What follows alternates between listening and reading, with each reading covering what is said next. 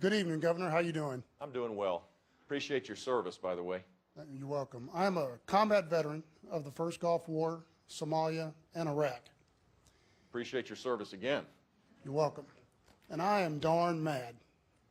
And the reason I'm mad is because I believe this administration, current administration, has dropped the ball in fighting ISIS in Iraq and defeating ISIS in Iraq. We saw things that happen here in San Bernardino. I don't want to ever happen again in this country. Would a President Bush send ground troops to defeat and destroy ISIS? We have ground troops already in Iraq, but they're not embedded with the Iraqi military. This is a tragedy of our own doing. When we pulled back, instead of keeping a small force, which was the initial objective, to create stability, a fragile and stable Iraq existed the day that Barack Obama came into office.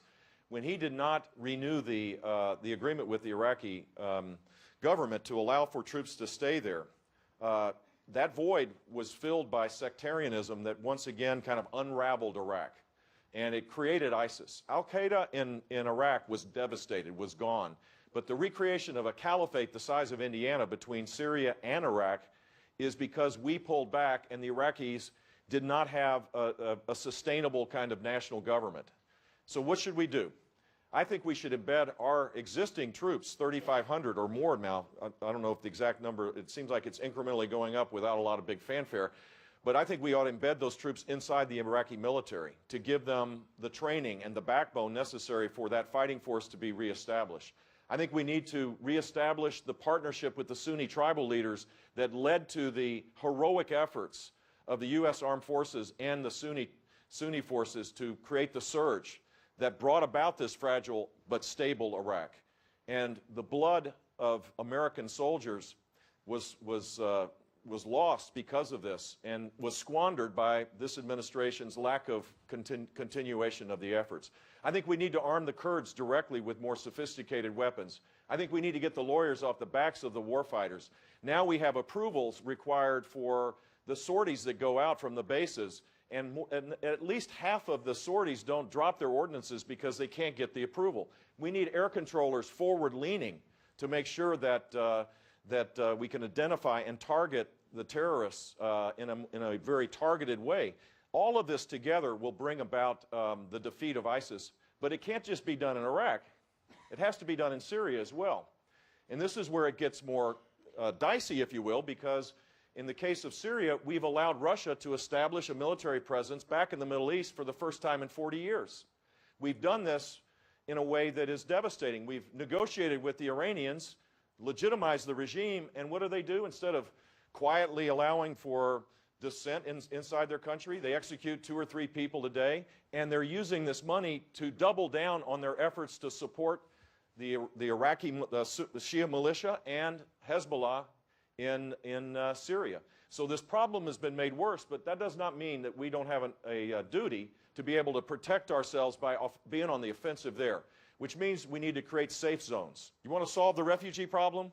Create safe zones inside of Syria instead of allowing millions of people to be uprooted and creating a breeding ground for Islamic terrorism if we don't watch it by not dealing with the problem in Syria. We need a no-fly zone, and that will be in conflict with the Russians, but my personal belief is the Russians should be more worried about the United States Air Force capabilities than us being worried about them. And then finally, it will take more than 50 special operators to embed those troops inside of a Sunni-led force that is organized to destroy ISIS and be ultimately the political force that will bring about regime change. Assad has to go as well. This won't happen overnight. This will be a complicated challenge. But for us, who? In effect, when we pull back and we lead from behind and we talk about red lines, we create chaos. That's what we see. We see a president that is not exerting the United States leadership. And he calls us an occupying force or calls us the world policeman or argues that anybody that is against his nuanced view is somehow in cahoots with the Death to America crowd. I don't think that's the proper way to lead. I think America's leadership is necessary to be clear and overt and strong. That's how you draw the rest of the Arab world to this. That's how you draw Europe to create a fighting force that can win. Governor, let me just follow up. Yep. You put the responsibility on President Obama for not signing a status of forces agreement, Right. which would have allowed U.S. troops to stay. The prior administration, your brother's administration, negotiated an agreement and wasn't able to reach an agreement. Well, they negotiated an agreement that expired in 2012, and the clear intent was to renegotiate that and extend it.